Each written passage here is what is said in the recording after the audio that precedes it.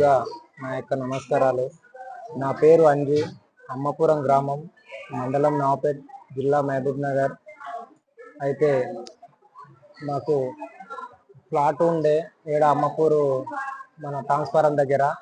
ఆ ప్లాట్ మా నాయనల నుంచి కూడా మేము దాంట్లోనే ఉన్నాము. మా ఊరి మాజీ సర్పంచ్, బీఆర్ఎస్ పార్టీ మాజీ సర్పంచ్ సత్యం ఆ పార్టీలోనే ఆ ప్లాట్ లోనే మట్టి పోయించడం జరిగింది. ఆయన మాదే అని చెప్పిన తర్వాత ఆయన ముందరనే మట్టి పోసినాం, అంతా చేసినాం. అన్ని విధాలుగా చూసుకున్న తర్వాత అయితే గతంలో జరిగినటువంటి సమస్యలలో మా నాయన వాళ్ళు చనిపోవడం వల్ల ఓఆర్సీ కాస్త లేట్ అయింది కాబట్టి ఓఆర్సీకి అప్లై చేసుకునే టైం కూడా నాకు ఇవ్వకుండా నేను మండలాల చుట్టూ, కలెక్టర్ చుట్టూ కూడా తిరిగితే అది భూమి మొత్తం ఫిల్అప్ అయిపోయింది. బాబు మీకు లేదు, మీరు మోకలో ఉన్నారు కాబట్టి మీ వాళ్ళకి ఎవరికో పడింటది, చెక్ చేసుకోండి అంటే మా పాలోళ్ళకు పడ్డదని చాలా మంది చెప్తే సరే వాళ్ళతోటి లొల్లులు ఎందుకు పెట్టుకోవాలి అని చెప్పేసి వాళ్ళ దగ్గర డబ్బులు పెట్టి నేను భూమి కొన్నాను. సరే ఆ విధంగా నన్ను ఉండనని చెప్పి ఉన్న తర్వాత మళ్ళా ఇది నాకు మా నాయనోళ్ళ పొలం ఎక్కడ పోతుంది, ఏమైపోయింది అని ఎంక్వైరీ చేయాలని ఓఆర్సీకి అప్లై చేశాను. అదేవిధంగా మా నాయనోళ్ళ డెత్ సర్టిఫికేట్లు అన్ని కూడా తీస్తున్నాను. అదే క్రమంలోనే వీడు ఎక్కడో ఏమో చేసేటట్టున్నాడు అని చెప్పి మన బీఆర్ఎస్ పార్టీ సర్పంచ్ నేను నా పొలంలో కడీలు రాతే క్రమంలోనే ఇక ఆయన దాడి చేయడం జరిగింది నా పైన. అది నిన్న రాత్రి 6:48 నుంచి నేను అక్కడ నైట్ పూట పని చేస్తూ ఉన్నాను. వర్షం ఫుల్ పడుతుంది, ఫోన్ కూడా పని చేయట్లేదు. ఇక ఫోన్ చేయని సమయంలో రామస్వామి ఫస్ట్ వచ్చి పల్సర్ మీద ఉండి, ఇక ఏం రా లంచగొడక, నీకు కళ్ళు అయినా కనబడతలేవారా, చెప్తుంటే కొడుక మా ప్లాట్ రా అంటే, మీ ప్లాట్ ఎందుకు అవుతుందా, మాది గతం నుంచి కూడా మా ప్లాటే కదా, మా ఊరందరూ చెప్పుకునే కదా నాకు చేసింది, మేము మా ప్లాట్లో మేము చేసుకుంటే మీకేమైందంటే, లంచగొడక ఇది కూలగొడతా, ఏం బీక్తో పీకిరా అయ్యని, ఏం చేసేది ఉంటే చేసుకోరా కొడుక, సావదెంగి ఈయన వాడదెంకమని చెప్పింది. సరే కూలగొడుతురా అని చెప్పి నేను ఫోన్ కూడా పని చేస్తలేదు, ఏదో రకంగా టచ్ చేసుకుంటూ ఒక వీడియో మాత్రం జరిగింది అది తీయడం. ఆ వీడియో తీసిన తర్వాత పల్సర్ వేసుకొని పోయిన తర్వాత ఆ ఫోను పని చేయట్లేదు. ఈ ఆనే ఉన్న గత ఇంటికి పోయి గుడ్డలు తీసుకొని వచ్చిండు. ఎవరు? సర్పంచ్ సత్యం రామస్వామి గుడ్డలు తీసుకొని వస్తుంటే ఇక మా పక్కలో పిల్లాడు ఉన్నాడు, ఆ పిల్లాని కూడా చెప్పిన వీడియో తీరా అని చెప్పిన. వానికి వినిపించిందా వినిపించలేదా నాకైతే తెలియదు. నేను వాళ్ళకి అడ్డం పోతే ఆడ నరుకుతున్నాడు రామస్వామి కట్టెల్ని. నేను అడ్డం పోతే సత్యం నాది ఇట్లా గలబట్టింది. నేను ఇట్లా చూసిన అవనాతం వచ్చేసి నెత్తి మీద కొట్టేసిండు రామస్వామి. అది ఏది మన గుడ్డలతోటి కొట్టందాడి దిమ్మ తిరిగింది నెత్తి, కళ్ళు బ్లాక్ అయిపోయినట్టు నెత్తికి చేతులు పెట్టుకొని ఉన్నాక ఇక నన్ను చంపుతారని అర్థం అయిపోయింది. అది గుడిసె కొడుతుంటే నేను మన కార్తీక్, ఆ ఇంటాన్స్ కార్తీక్ ఉంటాడు, ఫోన్ చేసిన ఇట్లా టచ్ ఏదో రకంగా తిప్పలవాడు ఫోన్ చేసి అరే నన్ను చంపుతున్నారు రాండ్రా అంటే, మేము లేము అందుబాటులో, నేను షాద్నాలు ఉండా అని చెప్పింది. చెప్పండి అడిగే వీళ్ళు అది గూడ్చే ఆయనతో కొట్టి నన్ను చంపుతారని అనుకొని నేను అట్లే చేతి పట్టుకొని పోయినా. కళ్ళు వేయి తిరుగుతున్నాయి, ఏం అర్థమైతలేదు.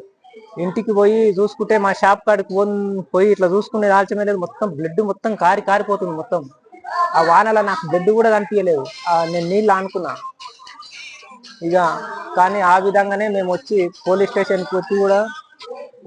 కాడికి వచ్చి కూడా మేము పోలీసు వాళ్ళ దగ్గర మాట్లాడితే మాకంటే ముందే వాళ్ళు కంప్లైంట్ చేశారు.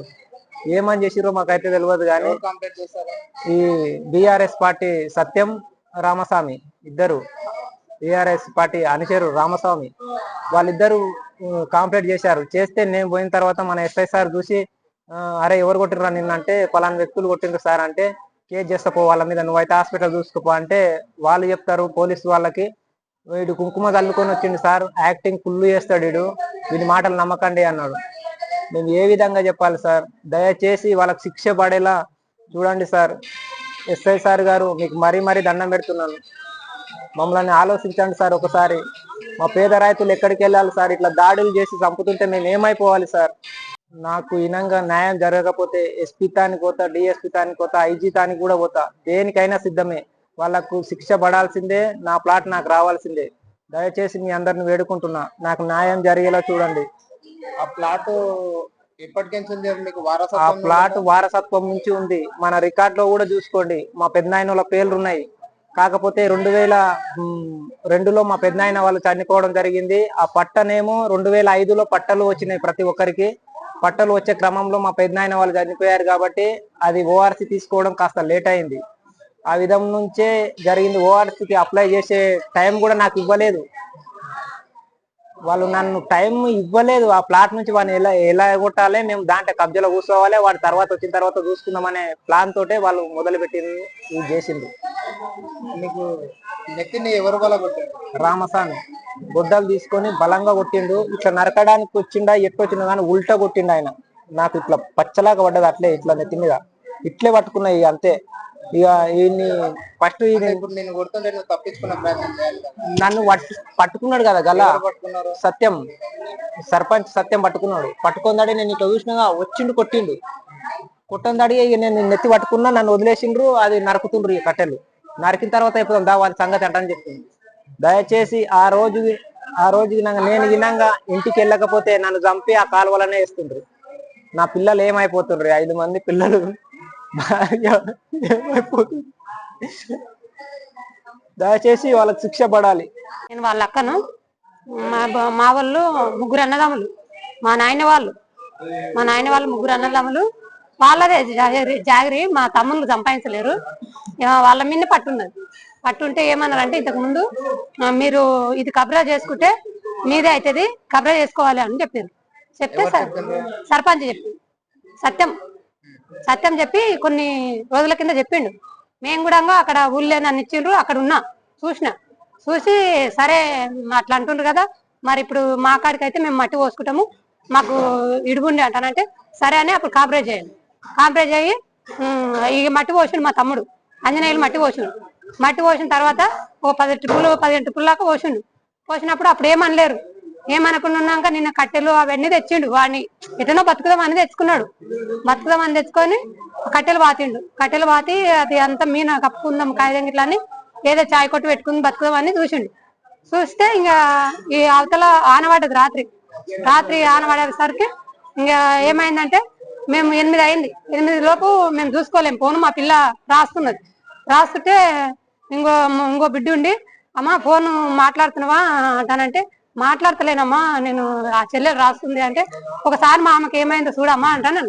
అంటే ఏమైందమ్మా అంటానని అప్పుడే ఆన్ చేసింది ఫోన్ చేస్తే ఇట్లా అయింది సినా, ఎట్లా అయింది అని అప్పుడే భయం వేసింది. మాకు ఎప్పుడు జరగలేదు కదా, మాకు ఎప్పుడు జరగనందుకు భయం వేసిన తర్వాత ఇట్లా ఎట్లా అయింది సినా అని మళ్ళీ ఫోన్ చేస్తే అక్క నేను నవపేట్ల పోలీస్ స్టేషన్ ఉన్నాను అంటే అరే ఎట్లా అయింది, ఇంత ఆనబడుతుంది, ఎట్లా అయింది అంటారంటే అప్పుడు మనకు డౌటే వస్తుంది కదా, ఎవరు కొట్టిండ్రు ఏం కొట్టిండ్రు అని డౌటే వస్తుంది కదా అని భయపడ్డాక చూసిన ఫోన్ లో చూసి ఇంటికి వచ్చిన తర్వాత ఏం చెప్పలేకపోయినాము, ఎవరిని చూడలేకపోయినాము. ఆనబడుతుంది, ఆనలా ఏమి జరగలేదు.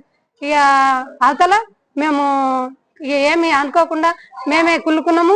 మా తమ్మునికి ఇట్లా అయింది కదా అని మా వాళ్ళు వచ్చిండ్రు, మా తమ్ముళ్ళు మా అన్నోళ్ళు అందరు కలిసి ఊరు మంచిగా ఉండాలి అని వచ్చిండ్రు. ఇంట్లో అడ్మిట్ చేసుకున్నారు. వాళ్ళు కూడా మంచిగా ప్రయత్నం చేసిండ్రు, మా తమ్మునికి కాపాడిండ్రు. మంచి ఏది లోటు రాకుండా చూసుకున్నారు. మంచి వాళ్ళకి ధన్యవాదాలు. మంచిగా హెల్ప్ చేసిండ్రు, మా తమ్ముడిని దక్కించిండ్రు. కానీ ఈ గొడవలు ఎందుకు, వాని మీద కక్ష, ఆ గొడవల వల్ల మా తమ్ముడు ఎందుకు ఇబ్బంది. ఎప్పుడు అందరం మంచిగా ఉండేటోళ్ళం, వాళ్ళు కూడా మంచిగా ఉన్నారు మాతోటి, మేము కూడా మంచిగా ఉన్నాము. ఎందుకు ఆ గొడవలు, మాకు మరి మంచిగా ఉండాలి కదా, అందరం మంచిగా ఉండాలి, అందరం మంచిగా న్యాయంగా బతకాలి కదా. ఒకటి వెతుకుతున్నాడు అని వాళ్ళే వెతకాలంటే ఎట్లా చెప్పు. మనం కూడా పొట్టసేపటికి కదా 5 మంది పిల్లలు, వాళ్ళకు 5 మంది పిల్లలు, వాళ్ళు ఎట్లా పోషించుకోవాలి. రెక్కలే వాడతాయి వాళ్ళకు, ఏ జాబులు లేవు, ఏ చదువులు లేవు. వాళ్ళు ఒకరి కష్టం మీద ఆధారపడరు, ఎట్లా బతుకుతారు. తల్లితో సహా నడపాలి, పిల్లలతో సహా నడపకావాలి. ఇక నేను అంతలనే మా తమ్ముడు అని మేము పొద్దుగాల వెళ్ళొచ్చే వరకల్లా ఈ దవాఖానలల్లో ఇంకా సార్ ఏమన్నాడంటే ఇట్లా ఇక్కడ జరగదమ్మా, మీరు ఇంటికి పోయి మాట్లాడుకోండి, మీరు కోట్లలో మాట్లాడతారా, ఏడ మాట్లాడుకుంటే ఆడ మాట్లాడుకోండి అంటే ఇక దయచేసి ఇక అప్పటికే మేము ఊకున్నాము. ఇంక మా తమ్ముడు కూడా మాట్లాడిండు. ఇంక ఇంతవరకే నాకు తెలిసిన కాడికి అయితే నేను ఇంతవరకు మాట్లాడినా. ఇంకా వాళ్ళు కూడా మంచిగా ఉండాలి, అందరం మంచిగా ఉండాలి. ఈ పెద్ద గొడవలు ఎందుకు, ఇప్పుడు మా తమ్మునికి జరిగిన విశేషం ఏంది అది ఈ ఊళ్ళోకి పోయినాక మాట్లాడి వినజేయాలి, అందరికి వినజేసి ఈ గుడ్డాల పాలు ఎందుకు చేయాలి, ఇది గుడ్డాల శిక్ష ఎందుకు మా తమ్మునికే జరగాలనా ఇంకెవరికి అన్నా. గుడ్డలతోని అది ఇట్లా కట్టెలు నరికిందంట. ఆయన పేరు ఏం పేరు రామస్వామి కట్టెలు అవి కూలగొట్టిన తర్వాత కట్టెలు నరికిండట. కట్టెలు నరికితే కట్టెలు నరకకన్నా ఎందుకు నరుకున్నావు అని పోతే గల్లబట్టిండంట. ఆయన పేరు ఏం పేరు సత్యం గల్లబట్టిండంట. గల్లబట్టే ఇక గల్లబట్టినాక వాళ్ళిద్దరు అయినాక మా తమ్ముడు ఒక్కడైనాక ఏం చేయలేకపోతాం. అప్పుడు వర్షం చాలా పడుతుంది, ఏం చేయలేకపోయిండు మా తమ్ముడు. వర్క్ కూడా 10 మందిని జత అవుతాము, ఏదో ఒక ముచ్చట అర్థమవుతుంది. ఇక మా తమ్ముడు అట్లే రక్తం కారుతుంటే ఇంటికి వచ్చి యూట్యూబ్ పెట్టిన దాకా మాకు తెలియదు.